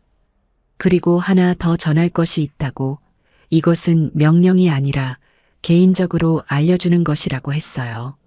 저는 성우의 표정이 달라지는 것을 봤습니다. 차가운 감시자의 얼굴 뒤에서 무언가가 흔들리고 있었어요. 성우가 입을 열었습니다. 자네 어머니 소식이라고요. 그 순간 온 세상의 소리가 사라졌습니다. 찻집의 음악도, 다른 손님들의 웃음소리도, 창밖의 자동차 경적도 전부 멈춘 것 같았어요. 성우가 말했습니다. 어머니가 편찮으시다고, 올해 들어 몸이 많이 안 좋아지셨다고요. 병원에 가셔야 하는데 배급이 끊긴 지 오래라 약을 구할 수 없는 상태라고 했어요. 저는 찻잔을 든 손이 떨리는 것을 멈출 수 없었습니다. 어머니가 아프시다는 말이 귀를 통과해서 심장에 직접 꽂혔어요. 문틈 사이로 저를 바라보시던 그 얼굴이, 몸 성이 돌아와야 한다던 그 목소리가 머릿속을 가득 채웠습니다. 성우는 거기서 그치지 않았어요. 더 힘든 이야기가 남아 있었습니다. 자네 아버지 이야기도 해야 한다고, 아버지가 돌아가신 것은 알고 있지 않느냐고 물었어요. 저는 고개를 끄덕였습니다. 아버지는 제가 훈련소에 있을 때 돌아가셨으니까요. 하지만 성우가 전한 것은 제가 알고 있던 것과 달랐어요. 아버지의 사인이 전쟁 후유증이 아니었다고 했습니다. 아버지가 당 내부에서 비판을 받고 계셨다고, 아들이 대남공작원으로 선발된 이후 오히려 감시가 강화되었다고요. 공작원의 가족은 인질이나 다름없었던 겁니다. 아버지는 그 압박 속에서 건강이 급격히 악화되셨고 제대로 된 치료 한번 받지 못한 채 돌아가셨다고 했어요. 저는 찻잔을 내려놓았습니다. 손이 너무 떨려서 더 이상 들고 있을 수 없었어요. 아버지가 저 때문에 돌아가신 것이었습니다. 아니, 정확히 말하면 조국이라는 것이 제가 목숨을 바쳐 충성하겠다고 맹세한 그 체제가 충성의 대가로 아버지를 죽인 것이었어요. 훈장을 주고 영웅이라 부르고 아들을 무기로 만들어 놓고 그 아버지를 감시하고 압박하여 죽게 만든 것이었습니다. 거실벽에 걸린 훈장이 떠올랐어요. 그 금빛 테두리가, 수령님 옆에 선 아버지의 경례 사진이, 그 모든 것이 거짓이었다는 생각에 속이 뒤집어지는 것 같았습니다. 성우가 조용히 덧붙였어요. 지금 어머니와 여동생이 평양에 있는데 자네의 임무 성과에 따라 그분들의 처우가 결정된다고요. 임무를 성공적으로 마치면 가족이 보호받을 것이고 실패하거나 변절하면 가족에게 그 책임이 돌아간다는 뜻이었습니다. 연좌제였어요. 제가 내리는 결정이 곧 어머니와 여동생의 운명이었습니다. 저는 성우를 바라봤어요. 성우의 눈에도 무언가가 맺혀 있었습니다. 그것이 눈물이었는지 확신할 수 없었지만 적어도 그 순간의 성우는 감시자가 아니라 한 명의 인간으로 저 앞에 앉아 있는 것처럼 보였어요. 성우가 마지막으로 말했습니다. 돌아오라고, 임무를 마치고 돌아오면 모든 것이 해결된다고요. 조국은 자네를 영웅으로 맞이할 것이고 어머니도 치료를 받으실 수 있을 것이라고요. 저는 아무 대답도 하지 못했습니다. 돌아간다는 것은 이 정보를 넘긴다는 뜻이었어요. 사람이 죽을 수 있는 정보를요. 하숙집 할머니가 사는 땅, 서연이 웃으며 걷는 거리, 동료들이 자유롭게 말하는 그 세상을 위험에 빠뜨리는 것이었습니다. 하지만 돌아가지 않으면 어머니가 죽을 수도 있었어요. 여동생이 수용소에 끌려갈 수도 있었습니다. 저는 찻집을 나오며 하늘을 올려다봤습니다. 구름 한 점 없는 맑은 하늘이었어요. 그 맑은 하늘이 그날따라 그렇게 잔인하게 느껴질 수가 없었습니다. 하숙집으로 돌아와 방문을 닫고 바닥에 주저앉았어요. 서랍을 열어 독약 캡슐을 꺼냈습니다. 작고 투명한 유리알이 손바닥 위에서 빛나고 있었어요. 이것을 깨물면 30초면 끝난다고 했습니다. 모든 고통이, 모든 갈등이, 모든 거짓이 30초 만에 사라지는 거예요. 저는 캡슐을 입술 가까이 가져갔습니다. 하지만 깨물지 못했어요. 어머니의 목소리가 들렸기 때문입니다. 몸성이 돌아와야 한다고 꼭이라고 하시던 그 목소리가요. 죽으면 어머니를 구할 수 있는 가능성마저 사라지는 것이었습니다. 저는 캡슐을 다시 서랍에 넣었어요. 그리고 두 무릎을 끌어안고 소리 없이 울었습니다. 이 세상에 이보다 더 외로운 사람은 없을 거라고 그때 진심으로 그렇게 생각했던 거예요. 기한이 일주일 남았을 때 저는 결심했습니다. 자수를 하겠다고요. 임무를 수행할 수 없었어요. 이 정보를 넘기면 사람이 죽는다는 것을 알면서 손을 움직일 수 없었습니다. 어머니와 여동생을 생각하면 가슴이 찢어졌지만 수천 명의 생명을 담보로 가족을 구하는 것은 제가 할 수 있는 선택이 아니었어요. 아버지가 대동강변에서 하셨던 말씀이 떠올랐습니다. 어떤 상황에서도 살아남아야 한다고, 그것이 진짜 충성이라고요. 아버지가 말씀하신 충성은 수령님에 대한 것이 아니었을지도 모릅니다. 자기 자신에 대한, 자기 양심에 대한 충성이었을지도 몰라요. 이제야 그 말의 의미를 이해한 것 같았습니다. 하지만 자수 전에 해야 할 일이 하나 있었어요. 성호를 만나는 것이었습니다. 성호에게 알리지 않고 자수하면 성호도 위험해질 수 있었어요. 감시 대상을 놓친 감시자의 운명은 뻔했으니까요. 저는 성호와의 비상 연락 방법을 통해 만남을 요청했습니다. 장소는 인천 외곽의 폐공장이었어요. 밤 11시 비가 내리고 있었습니다. 그의 가을의 비는 유난히 차가웠어요. 폐공장에 도착했을 때 성호는 이미 안에 있었습니다. 깨진 창문 사이로 달빛이 비스듬히 들어오고 있었고 녹슨 기계들 사이에 성호의 그림자가 서 있었어요. 저는 안으로 들어서며 성호의 이름을 불렀습니다. 성호가 돌아봤어요. 그리고 그의 손에 들린 것을 보는 순간 저도 본능적으로 허리춤의 권총에 손이 갔습니다. 성호가 총을 들고 있었어요. 아직 겨누지는 않았지만 손가락이 방아쇠에 걸려 있었습니다. 저도 총을 뽑아 들었어요. 두 사람이 폐공장 한가운데서 총을 든 채 마주 섰습니다. 성호가 말했어요. 알고 있다고, 자네가 무슨 결심을 했는지 안다고요. 감시자니까 당연했습니다. 제 행동 하나하나를 지켜보고 있었을 테니까요. 성호의 목소리가 떨리고 있었어요. 돌아가자고, 지금이라도 함께 돌아가면 된다고 했습니다. 임무 실패는 제가 덮어줄 테니까, 조직에 적당히 보고를 올릴 테니까 제발 자수만은 하지 말라고요. 저는 총을 든 채 성호의 눈을 바라봤습니다. 성호의 눈에 눈물이 고여 있었어요. 감시자의 눈이 아니었습니다. 3년간 함께 꿈을 꾸던 동지의 눈이었어요. 저는 고개를 저었습니다. 갈 수 없다고, 이미 돌아갈 수 없는 곳까지 왔다고요.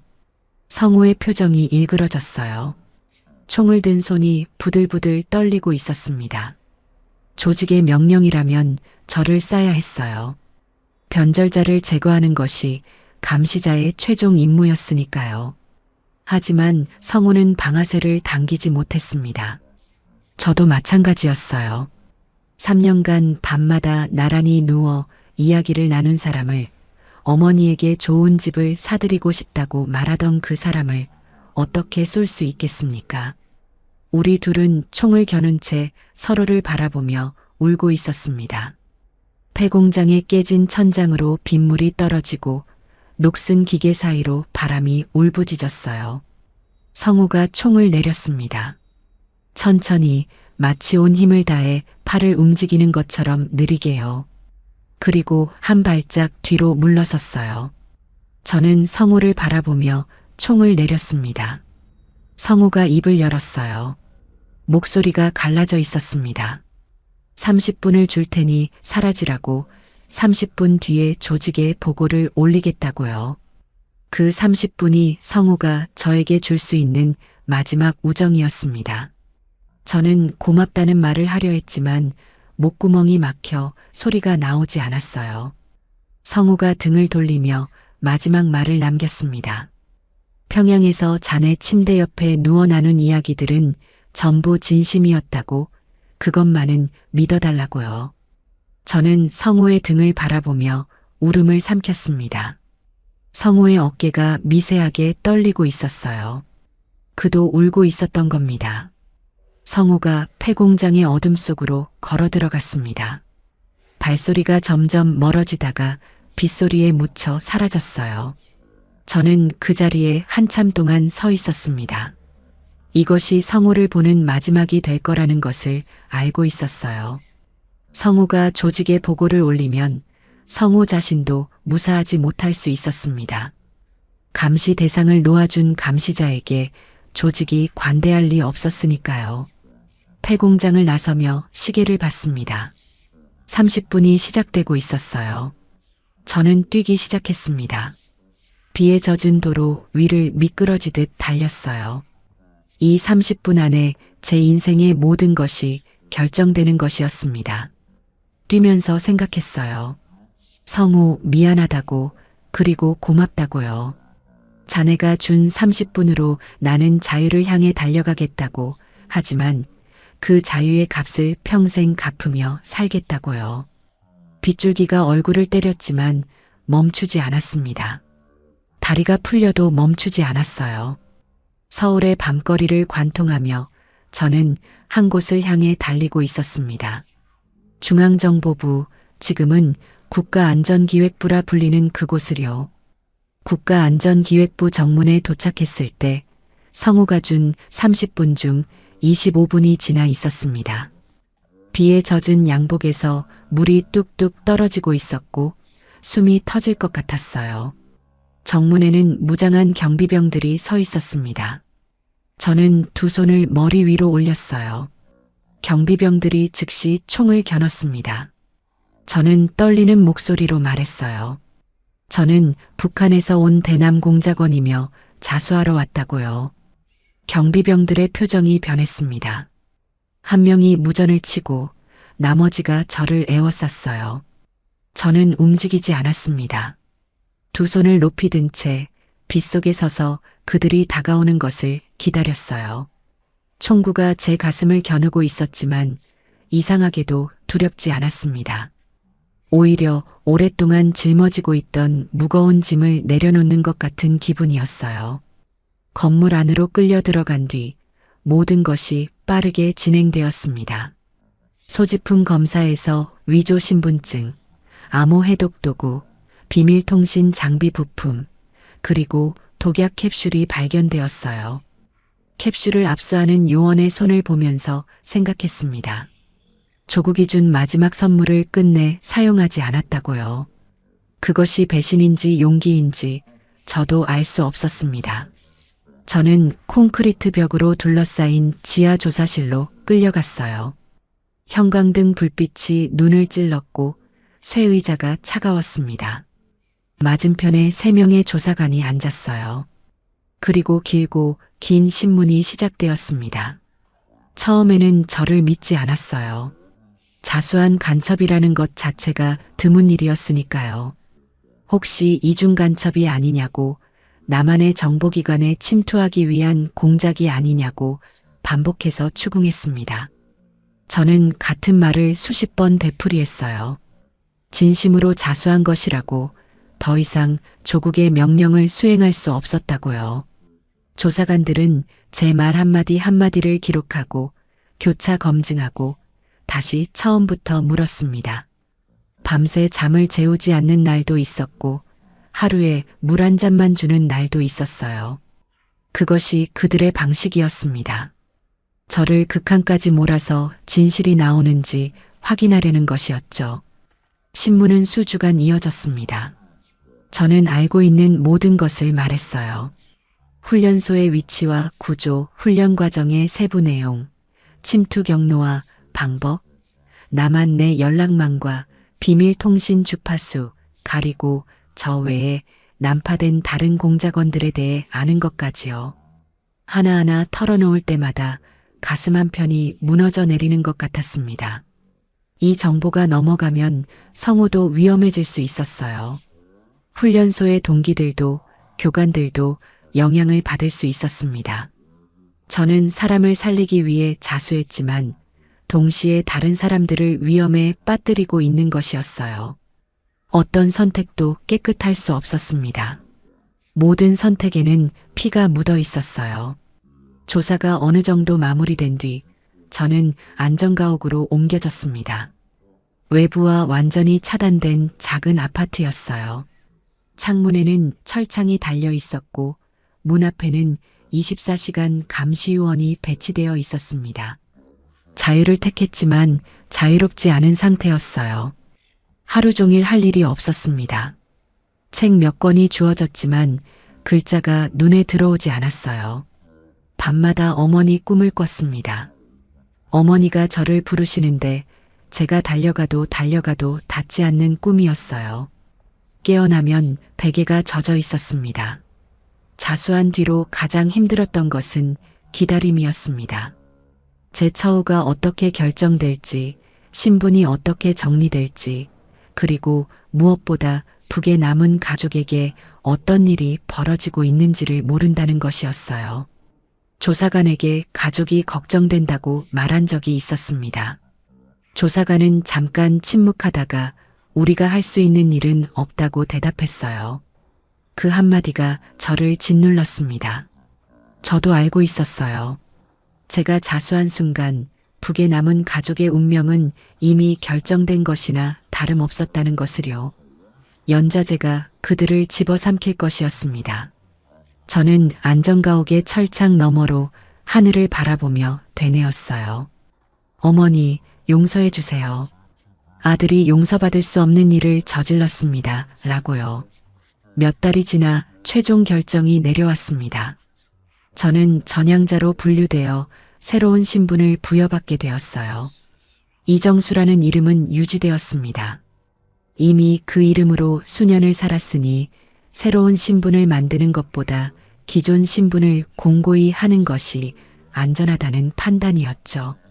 저는 서류에 서명을 하며 생각했습니다. 최진혁은 이제 정말로 죽은 것이라고요. 서류상으로도 현실에서도 최진혁이라는 사람은 더 이상 존재하지 않게 되었습니다. 펜을 내려놓았을 때 손끝에 힘이 빠져나갔어요. 이름 하나를 잃는 것이 이렇게까지 무거운 일인지 그때 처음 알았던 겁니다. 자수한 뒤 5년이 흘렀습니다. 저는 이정수라는 이름으로 서울 외곽의 작은 동네에서 조용히 살고 있었어요. 국가안전기획부가 마련해준 작은 상가 건물의 2층에 방 한 칸을 얻어 살았고 1층의 작은 문구점에서 일하며 생계를 이어갔습니다. 바깥 세상과의 접촉은 최소한으로 유지했어요. 아직까지 북의 공작원이 저를 찾으러 올 가능성이 있었으니까요. 매일 같은 시간에 일어나 같은 길을 걸어 문구점에 가고 같은 시간에 문을 닫고 돌아왔습니다. 자유를 얻었지만 그 자유는 작은 새장 안의 자유 같은 것이었어요. 서영과는 자수 직후에 모든 연락이 끊겼습니다. 당연한 일이었어요. 이정수가 간첩이었다는 사실이 알려지면 서연과 주변 사람들이 위험해질 수 있었으니까요. 안전기획부는 제가 갑자기 사라진 것을 자연스러운 이직으로 위장했습니다. 서연이 저를 어떻게 생각하고 있을지, 어디서 무엇을 하며 살고 있을지 저는 알 수 없었어요. 가끔 밤에 서연의 웃음소리가 기억 속에서 울려올 때면 가슴 한구석이 텅 빈 것처럼 허전했습니다. 하지만 제가 사라진 것이 서연에게는 차라리 다행이었을 거예요. 존재하지 않는 사람에게 마음을 준 것보다 그 사람이 처음부터 없었다고 생각하는 것이 덜 아플 테니까요. 하숙집 할머니에게도 연락하지 못했습니다. 된장찌개를 끓여주시던 그 할머니가 지금도 건강하신지 하숙집을 계속 운영하고 계신지 알 길이 없었어요. 할머니는 아마 이정수라는 청년이 갑자기 방을 빼고 떠난 것을 이상하게 여기셨을 겁니다. 걱정도 하셨겠죠. 저는 할머니에게 고맙다는 말, 죄송하다는 말을 하고 싶었지만 할 수 없었어요. 제 주변에 있었던 모든 사람들이 저로 인해 한 번씩 상처를 받았다는 사실이 자유를 얻은 뒤에도 저를 끊임없이 괴롭혔습니다. 그러던 어느 날 안전기획부 담당관이 저를 찾아왔습니다. 평소와 다른 표정이었어요. 무언가를 말해야 하지만 쉽게 입이 떨어지지 않는 사람의 얼굴이었습니다. 저는 직감적으로 알았어요. 북에서 소식이 온 것이라고요. 담당관이 의자에 앉으며 말했습니다. 최근 탈북한 사람을 통해 확인된 정보라고요. 저는 숨을 멈추고 그의 다음 말을 기다렸습니다. 아버지의 이야기는 이미 성호에게 들어 알고 있었습니다. 하지만 그 이후의 이야기는 몰랐어요. 담당관이 말했습니다. 제가 자수한 직후 어머니와 여동생이 보위부에 체포되었다고요. 연좌제가 즉각 적용된 것이었습니다. 어머니는 요덕관리소로 이송되었고 18살이었던 여동생 진이도 함께 끌려갔다고 했어요. 저는 그 말을 듣는 순간 세상이 멈추는 것을 느꼈습니다. 요덕이라는 단어가 머릿속에서 폭발했어요. 요덕관리소가 어떤 곳인지, 그곳에서 사람들이 어떤 일을 겪는지 저는 훈련소에서 충분히 배웠습니다. 담당관은 계속했어요. 어머니는 관리소에 수감된 지 2년 만에 돌아가셨다고요. 영양실조와 강제노동으로 이미 약해진 몸이 관리소의 혹독한 환경을 버티지 못한 것이었습니다. 제대로 된 치료는커녕 죽어가는 와중에도 노동을 면제받지 못하셨다고 했어요. 저는 의자에 앉은 채 온몸에 힘이 빠져나가는 것을 느꼈습니다. 어머니가 돌아가셨다는 말이 귀를 통과해 심장을 꿰뚫고 등 뒤로 빠져나가는 것 같았어요. 숨을 쉴 수 없었습니다. 눈앞이 하얘졌어요. 담당관이 사진 한 장을 내밀었습니다. 탈북자가 가지고 나온 것이라고 했어요. 낡고 구겨진 작은 사진이었습니다. 아버지의 군복 사진이었어요. 거실벽에 걸려있던 바로 그 사진이요. 어머니가 끌려가시면서도 이 사진만은 품에 넣고 가셨다는 것이었습니다. 저는 그 사진을 받아들고 한참을 바라봤어요. 아버지의 젊은 얼굴이 빛바랜 사진 속에서 저를 바라보고 있었습니다. 저는 사진을 가슴에 끌어안고 무너졌어요. 소리를 내어 울었습니다. 목이 찢어지도록 숨이 끊어질 것처럼 울었어요. 담당관은 자리를 피해 주었습니다. 빈 방에 혼자 남겨진 저는 바닥에 엎드려 한참을 울었어요. 여동생 진이의 행방은 확인되지 않았습니다. 관리소에 함께 수감되었다는 것까지는 확인되었지만 그 이후의 기록은 없었어요. 살아있는지 아닌지조차 알 수 없었습니다. 저는 담당관에게 물었어요. 진이를 찾을 방법이 없느냐고요. 담당관은 고개를 저었습니다. 저는 두 주먹을 불끈 쥐었어요. 제가 자수한 대가가 이것이었습니다. 자유를 택한 대가가 어머니의 목숨이었고 여동생의 행방불명이었어요. 제가 하숙집에서 된장찌개를 먹으며 고민하는 동안 어머니는 관리소에서 굶주리며 죽어가고 계셨던 겁니다. 제가 서연과 웃으며 걷는 동안 여동생은 어딘가에서 끌려다니고 있었던 거예요. 그 사실이 평생 저를 따라다닐 업보라는 것을 그날 저는 온몸으로 깨달았습니다. 수십 년의 세월이 흘렀습니다. 저는 이정수라는 이름으로 반평생을 살아왔어요.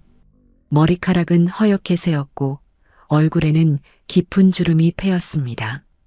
문구점은 오래전에 정리했고 지금은 서울 외곽의 작은 임대 아파트에서 혼자 살고 있어요. 크지도 작지도 않은 조용한 삶이었습니다. 바깥에서 보면 평범한 노인의 일상이었겠지만 이 평범함의 밑바닥에는 한 번도 마른 적 없는 눈물이 고여 있었어요. 매년 추석이 되면 저는 같은 일을 합니다. 파주의 한 야산에 올라요. 임진강이 내려다 보이는 언덕이 있는데 맑은 날이면 그곳에서 북녘산들이 희미하게 보입니다. 저는 그 언덕에 자리를 펴고 밥 한 그릇과 나물 몇 가지를 놓고 북쪽을 향해 절을 올려요. 아버지에게, 어머니에게, 그리고 어딘가에 있을 진이에게요.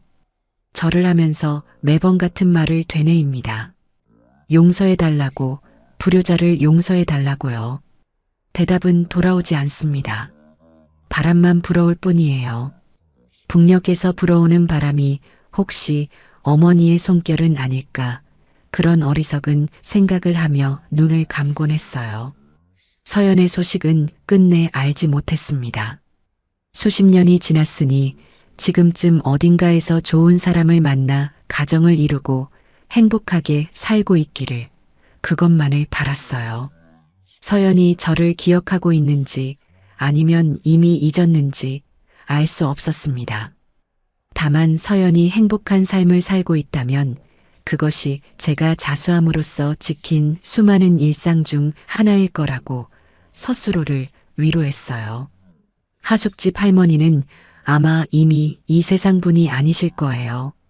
그 할머니의 된장찌개 맛은 아직도 혀끝에 남아 있습니다. 간첩을 무너뜨린 된장찌개라니 생각하면 쓸쓸한 웃음이 나오기도 했어요. 성우의 소식도 알 수 없었습니다. 저를 놓아준 뒤 어떤 처분을 받았을지, 살아있기는 한 건지요. 감시 대상을 30분이나 풀어준 감시자에게 조직이 관대했을 리 없었어요. 성우가 마지막으로 남긴 말이 아직도 귓가에 맴돕니다. 평양에서 나눈 이야기들은 전부 진심이었다고, 그것만은 믿어달라고 했던 그 말이요. 저는 그 말을 믿었습니다. 지금도 믿고 있어요. 성우가 저에게 준 30분은 명령에 대한 반역이었고, 체제에 대한 작은 저항이었고, 우정에 대한 마지막 증명이었습니다. 그 30분이 없었다면 저는 지금 여기 없었을 거예요. 가끔 밤에 잠이 오지 않을 때면 지나온 삶을 되돌아봅니다.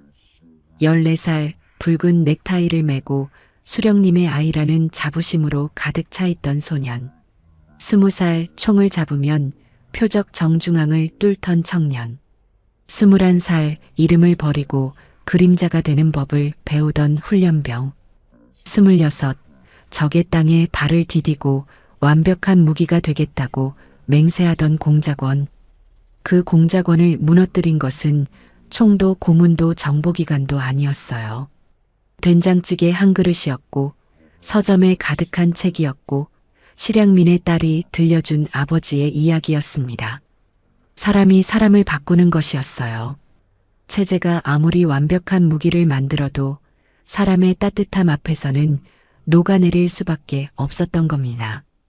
저는 지금도 스스로에게 묻습니다. 그날의 선택이 옳았느냐고요. 자수를 택한 그 결정이 정당했느냐고요. 어머니의 목숨, 여동생의 행방, 성우의 운명, 그 모든 것을 대가로 치르고 얻은 자유가 과연 값어치가 있는 것이냐고요. 솔직히 말하면 대답할 수 없습니다. 수천 명의 생명을 지켰다고 스스로를 위로할 수는 있지만 제 손으로 가족을 잃었다는 사실 앞에서는 어떤 정당화도 무력해져요. 제가 넘기지 않은 군사기밀 덕분에 누군가는 평화로운 아침을 맞이했을 겁니다. 하지만 그 평화의 반대편에서 어머니는 굶주리며 돌아가셨어요. 이 모순 앞에서 저는 평생을 서성이고 있는 것이었습니다. 올해도 추석이 다가오고 있었어요. 저는 쌀을 씻어 밥을 지었습니다. 나물을 무치고 과일을 깎았어요. 작은 보따리에 싸서 파주의 언덕으로 향했습니다. 오늘도 날이 맑아서 북녘산이 보일지도 모르겠다는 생각을 했어요. 언덕에 올라 자리를 펴고 음식을 내려놓고 무릎을 꿇었습니다. 북쪽을 바라봤어요. 산등성이 너머로 햇살이 쏟아지고 있었습니다. 저 빛 아래 어딘가에 제 고향이 있었어요.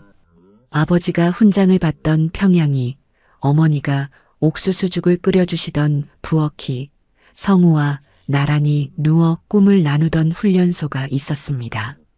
저는 깊이 절을 올렸어요. 이마가 차가운 땅에 닿았습니다. 아버지, 용서해 주세요. 어머니, 용서해 주세요. 진이야, 오빠를 용서해다오. 입속으로 중얼거리며 절을 했습니다. 바람이 불어왔어요. 북에서 불어오는 가을바람이 제 허옇게 센 머리카락을 흩날렸습니다. 눈을 감으니 어머니의 손이 머리를 쓰다듬는 것 같았어요. 착각이었겠지만 저는 그 착각에 잠시 기대고 싶었습니다. 일어서서 보따리를 챙기며 마지막으로 한 번 더 북녘을 바라봤어요. 산은 여전히 거기 있었습니다. 30년 전에도 40년 전에도 그리고 오늘도요. 변한 것은 산이 아니라 저였어요. 붉은 별을 따라가면 되는 줄 알았던 소녀는 이제 허리가 굽은 노인이 되어 있었습니다. 그 별이 저를 어디로 데려올지 몰랐던 소년에게 지금의 제가 한마디 할 수 있다면 이렇게 말하고 싶었어요. 별을 따라가되 내 마음의 소리를 잊지 말라고요. 충성보다 중요한 것이 있다고, 그것은 사람이라고요. 언덕을 내려오며 저는 생각했습니다.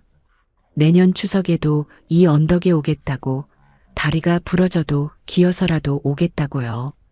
어머니에게, 아버지에게, 진이에게, 그리고 성우에게 절을 올리겠다고요.